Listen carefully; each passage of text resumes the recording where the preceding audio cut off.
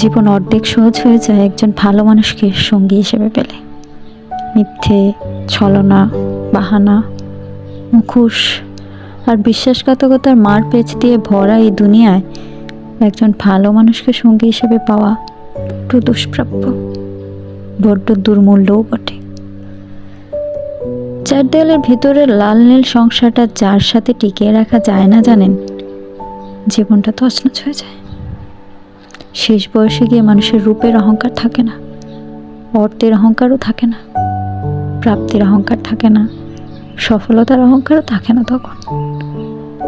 তখন মানুষ শুধু পাশের মানুষটার দিকে তাকিয়ে একটা তৃপ্তি নিঃশ্বাস ফেলে আর ভাবে, ভাগ্যে সেই মানুষটাকে সঙ্গী হিসেবে পেয়েছিলাম।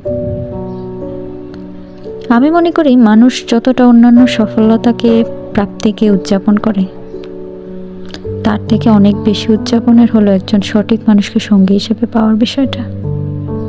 তাকে নিয়ে লোক সমাজে গর্ব করুন, তাকে ধন্যবাদ জানান, তার অস্তিত্বের জন্য তাকে উদযাপন করুন। সুযোগ পেলেই আপনি ভালো একজন জীবন সঙ্গী পেয়েছেন মানেই